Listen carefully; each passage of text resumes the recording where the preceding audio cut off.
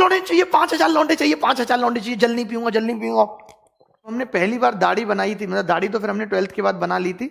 जब कॉलेज में हम गए और पहली साल हम घर पे 12 मतलब आए 18 की रात को, आज भी याद है, 18 नवंबर सन 2009 की बात है। जब हम आए तो हमने मूछें और काट ली। पिताजी का सीधा कहना था दाढ़ी बनाना आप शुरू कर दो, 12th हो गया, मूछें नहीं। लेकिन हमें पता भी नहीं था क्योंकि इतना स्ट्रिक्टली नहीं बोला गया था। जब हमने मूछें काटाई, पिताजी हमें घर लाए, भाई साहब धाम से मारा।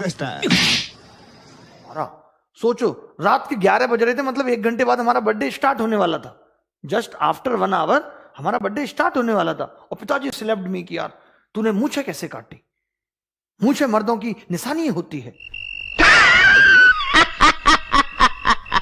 उस दिन मन में आया कि कहते मतलब अब मर्दानगी के लिए हम मूछों को दिखाएं तब यह साबित होगा, लेकिन नहीं कह सके क्योंकि हमें पता था कि इतना बोलेंगे तो अभी 1 लपड़ आया है, 2, 3, 4 कितने होंगे कि शायद कल तक सूजन नहीं जाएगी हमारे बर्थडे की।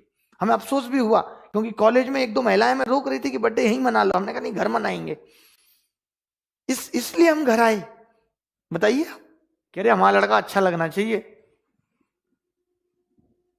बचपन से उनका यही रहा, हमारा लड़का अच्छा लगना चाहिए, अच्छा लगना चाहिए। और मुझे आज भी याद है मैं कितनी बार इस बात के लिए पिटा हूं कि बाल ऊपर क्यों रखता है। स्टाइल है बाबू भैया, राजू का स्टाइल, ये बाबूराव का स्टाइल है। 12वीं क्लास तक तो हमारी स्थिति ये थी कि अगर घर वालों ने ये देख लिया कि कंघे से इसने बाल 2 मिनट से ज्यादा काटे हैं तो पीछे से सीधे डंडा आता था, बनवाऊं हीरो भी। पता नहीं घर वालों को क्या लगता था कि अगर हमारा लड़का थोड़ा सुंदर बन के चला गया, 2-4 कन्याओं ने इसे देख लिया, जबकि हम ऐसे बाप हैं कि हमारा बेटा अगर कम सुंदर दिख रहा है तो हम कहेंगे बेटा अच्छे से जाओ, लोग तुम्हें देखें। मतलब अपोजिट है सीधा का सीधा। और हमारे माता पिता का क्या रहता था, अच्छा लग जाए। मुझे आज भी याद है कि हमारे घर में क्रीम सिर्फ हमारी बहन के लिए आती थी, फेयर एंड लवली, क्योंकि बहन का रहता है भाई कि बहन गोरी दिखेगी, वो रिश्ते वाले आएंगे, ये सब लफड़ा रहता है। मैं क्या करता था, जैसे बहन ने क्रीम लगाई उस वक्त, तो क्रीम थोड़ी बहुत देर के लिए वो अपनी अलमारी में रखती थी क्रीम, लॉकअप में। एक अलमारी हमारी मम्मी के दहेज में मिली थी लोहे की, उसमें रखती थी वो क्रीम। तो मुझे मौका मिला, मान लेते किसी बहाने अलमारी खोली तो मैं क्रीम निकाल के थोड़ी सी किताब में रख लेता था, किताब में सूख जाती थी वो। और फिर जैसे घर से बाहर निकले, ट्यूशन जा रहे हैं, ट्यूशन में हमारे सालनी थी, सालनी हमसे डाउट वगैरह पूछती थी, तो हमें लगता था कि हम सालनी के सामने अच्छे से प्रेजेंट करें खुद को। कपड़े हमारे पास एक ही जोड़ी थे, संडे टू संडे धुलते थे उनको, बट कम से कम चेहरे से तो वो करें। और दाढ़ी काटने की तो सख्त हिदायत थी कि जब तक 12th नहीं होगा तब तक दाढ़ी नहीं काटोगे तो बाल नहीं आ जाते दाढ़ी के घूम के, ऐसे करके बाल जो आ जाते हैं ऐसे घूम के।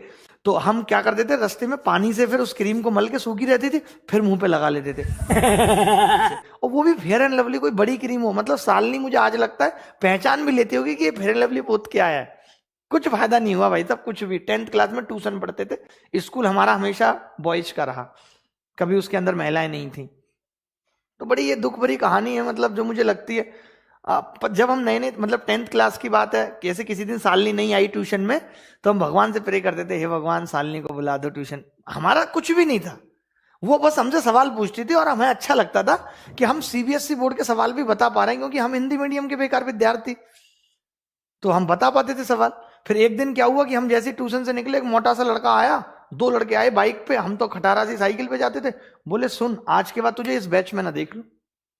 हमारी इतनी हालत खराब हुई, 2 दिन तो हम ट्यूशन नहीं गए। तीसरे दिन हमने गुरुजी को कहा कि गुरुजी किसी और टाइम पे उनके घर जाके कि गुरुजी हमें सुबह के बैच में शिफ्ट कर दीजिए। कि वजह क्या है? मैंने कहा नहीं गुरुजी, सुबह में कर दीजिए। हमने अपने जितना डरपोक आदमी आज तक नहीं देखा। 3 बार पिटाई हुई है, तीनों बार पिटे हैं, सिर्फ नाक कान हाथ बचाने की कोशिश की है। कभी भी हमने ये एफर्ट नहीं लगाया कि हम सामने वाले को लौट के 1 लगा दें, क्योंकि हमें पता है कि हमने 1 लगाया तो वो 10 मारेगा। इससे अच्छा है कि भैया मत मारो, भैया मत मारो, ऐसे करके हम बचते रहे। क्या करें, मजबूरी है आदमी की, बचता है आदमी।